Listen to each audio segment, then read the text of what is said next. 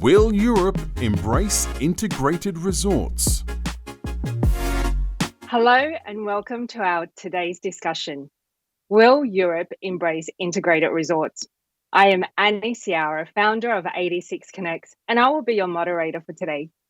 I have the pleasure to welcome two experts in international casinos and integrated resorts, all the way from Macau, Alidad Tash, Managing Director of 28 Limited, and here with me in the UK, Andrew Tottenham, Managing Director of Tottenham & Co. Welcome, gentlemen. Thank you. So before we get started in today's topic, let's define what an IR is. The main driver of an integrated resort is casino and gaming, but it also consists of convention, conferences, entertainment and shows, retail, hotel and restaurant. Andrew, you have been an expert in integrated resort. How would you define an IR? I think the thing to understand is it's not just a resort with a casino. The important thing here is about scale and scope. And what I mean by that is you need a sufficient density of activities to really drive visitation. So you need, yes, a large casino, but you need hotel stock, you need convention centers, you need nightclubs, bars, spas, pools, restaurants, the whole thing. And it needs to be of a sufficient scale to drive that visitation. So you could look at it like this. You might have a small fair, and a fair, will attract people to its small rides, its kiddie rides and its games and so on, and it might attract it from sort of, the town and a little bit around that. Then you might have a bigger fair, like a county fair, and that will attract people from sort of all over the region. And then you can have a theme park, and it is the density and scope. There's so many different rides, etc., that really drive that visitation, international visitation. So think about Disneyland Europe, for example. So that's what an integrated resort needs. It needs that in order to drive that kind of visitation. Thank you, Andrew. I think you have definitely summed it up much better than I have. Alidad, would you like to add anything? Yeah, sure. I think what Andrew said is absolutely correct. I just want to add that, typically various territories, governments build IRs for the purpose of making it a destination for tourists, visitors, whether it be business or regular tourists. And what tourists do not understand is how the city works, the maps, the locations. And one of the reasons that IRs also work is that they remove the element of transportation. If a typical visitor who doesn't know what is happening wants to go to stay, tells the driver to take me to your hotel, and later on wants to go check out a casino, and later on wants to go and check out the convention facilities and go to the various restaurants, imagine all the time that is wasted to go from one location to another.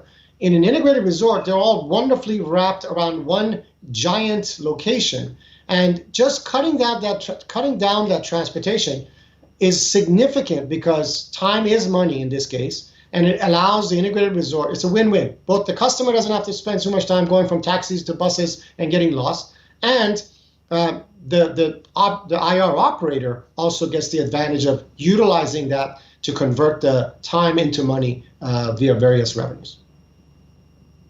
Andrew, I've heard a story that you were at a lunch hosted by Steve Wynn, Mr. Wynn being the father of IR. Can you tell us what happened at that lunch and your thoughts on how successful integrated resorts are? So I'm showing my age here a little bit, but in the late 80s, I was invited to a lunch in Las Vegas, and it was put on, but I think the lunch was hosted by Drexel's, and the guest of honor was Steve Wynn. Now, Drexel's, you may not know this, but there was a man behind Drexel's called Michael Milken, and he invented the junk bond. And the junk bond is what financed Las Vegas. And, the first outing of this was Steve Wynn with Mirage. So Steve Wynn, and if you've ever heard him speak, he's a great communicator. He really is, fantastic. So the audience, I don't know, there was 100, 150 people, and they were, financial analysts and stockbrokers and everything. And he started to talk about Mirage, and he said, well, I'm going to build a 3,000 room hotel. It's going to be white and gold, and we're going to have, when you walk into the reception area, there's going to be, from one end to the other, it'll be 150 feet long. There'll be a tank with sharks in it.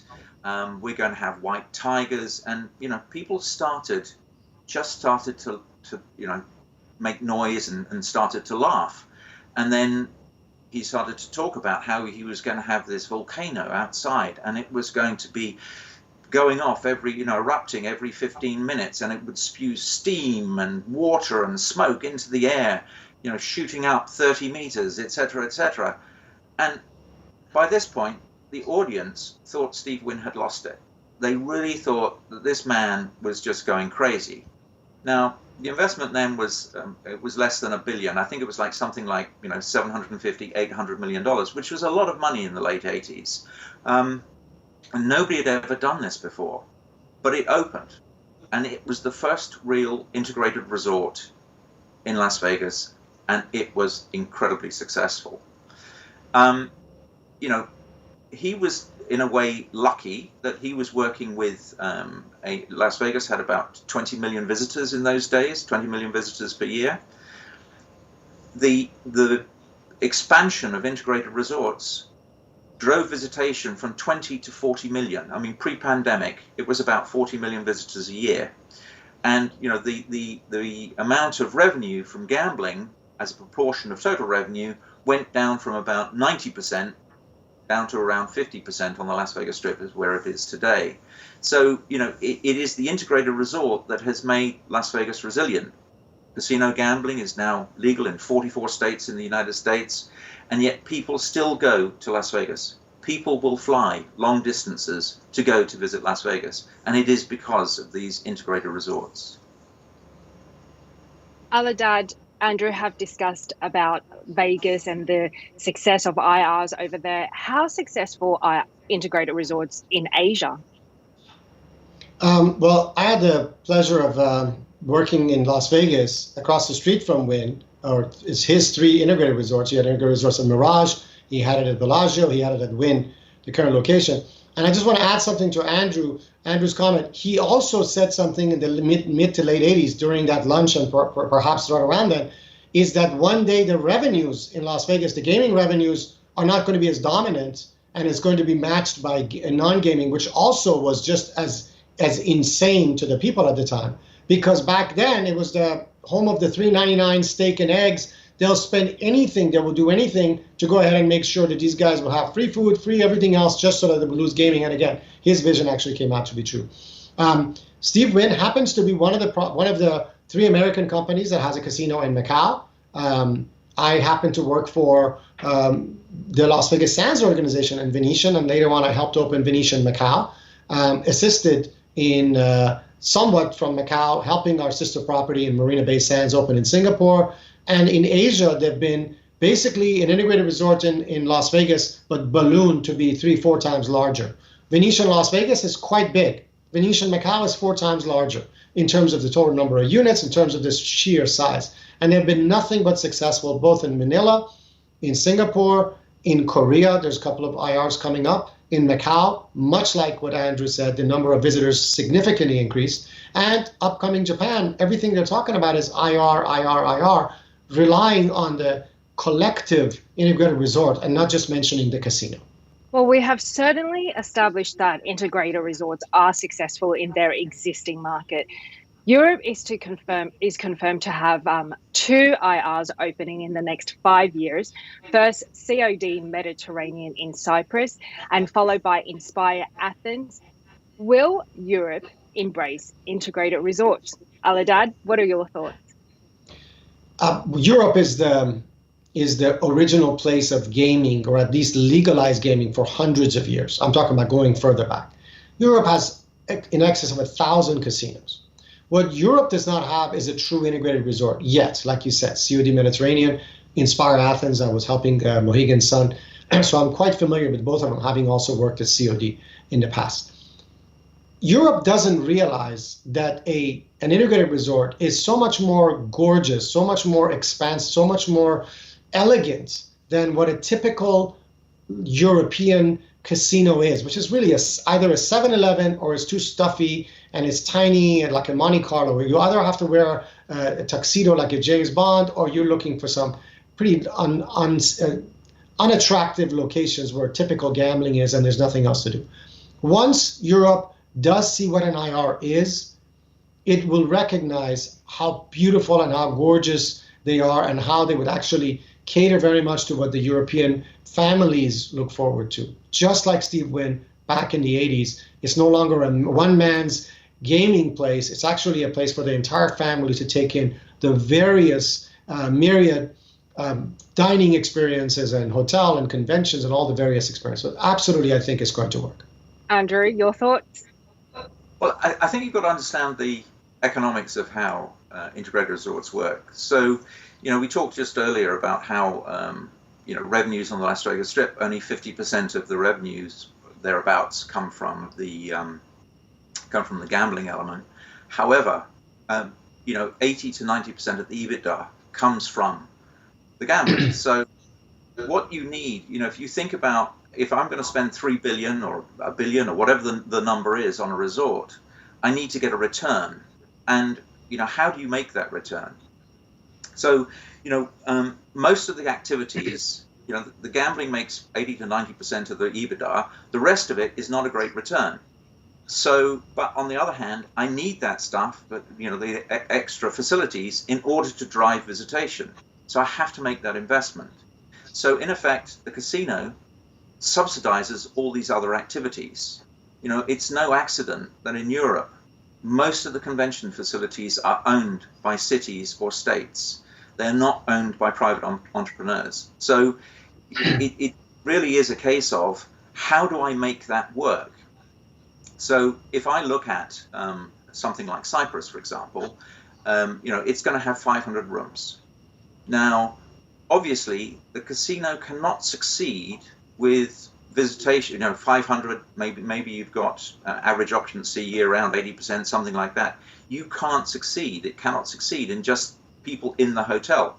So what do you need? You need people in the surrounding hotels to come and visit, and you need a local population to visit. And in effect, it is those people who are not using the hotels, who are not using the convention center, etc., that are really subsidizing all the other people that actually stay in the hotel, where the return on investment is not so high. Now, in the case of Cyprus, Limassol doesn't have a great number of hotel rooms, number one. Number two is, if you think of Cyprus, Cyprus is known as a sort of a bucket and spade destination.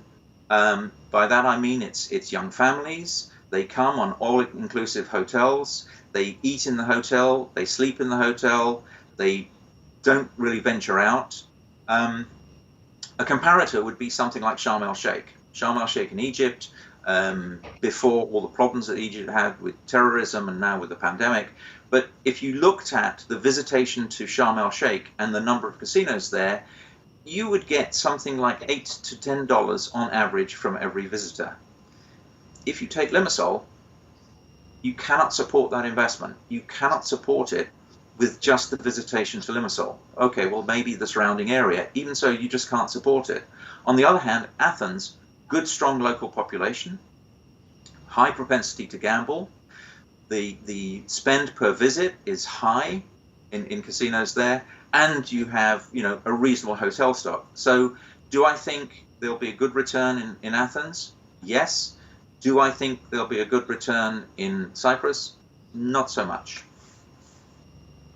Alidad, do you have anything to add to that? I agree that given the choice between Cyprus and Athens, I'd much rather take the ones in Athens, which has twice as many rooms. But the Sea of the Mediterranean, again, it has an advantage of being first, which is somewhat a disadvantage because you kind of want to work your way out. I think between the two, I think they're going to make money. And just like Andrew said, there's one of them is going to have the return on investment faster. Although remember, the location in Cyprus does have the advantage of having VIP players from Chinese. It's actually owned by a Chinese company, and their hope is to actually drive in some of the VIP. But going back to Europe, or marrying the two questions together, I think a third location in Europe, a fourth location in Europe will have to be somewhere that's these two locations are both in the southeast of Europe. Greece and Cyprus are way down southeast. I think the next ideal destination would be either somewhere in the Mediterranean, because you want to be warm. You want those people in the cold winter months in the Europe to go down south. Ideally in the middle of Europe or further southwest, somewhere in the Mediterranean, anywhere from Spain to Malta. I think Malta is actually a good location. And the other alternative would be to do it next to a metropolitan area, simply because then you would be able to utilize a lot of the, Monday through Thursday, you're going to need some people to come in there. And I don't think there's that many weekenders who are going to be attending on a Tuesday or Wednesday. So the combination of somewhere warm and a little bit on the other side or a metropolitan actually would work. It's a function of if and how fast will your IRs in Europe have the same insanely successful return on investment like a Marina Bay Sands, like a Venetian in Macau? I don't think so. But will they be net positive? I think they'll definitely do quite well. We've got so many more questions to ask our panel experts, and I would like to thank both Alidad and Andrew for joining me today. We have certainly learned that integrated resorts is not just a large property, but it is a destination that people will travel to and travel for. The main driver of an IR is gaming and casino, and it has proven that integrated resorts are successful in the existing market, as Alidad have mentioned, Marina Bay Sands. We have 2 IRs coming in Europe, and our experts have shared their thoughts whether Europe will embrace integrated resorts. I'd like to thank Andrew and Alidad again, and also SiGMA for hosting this conference. We look forward to seeing everyone next time, and hopefully next time it will be in person. I am Siara from 86 Connects. Thank you so much for your time. Thank you.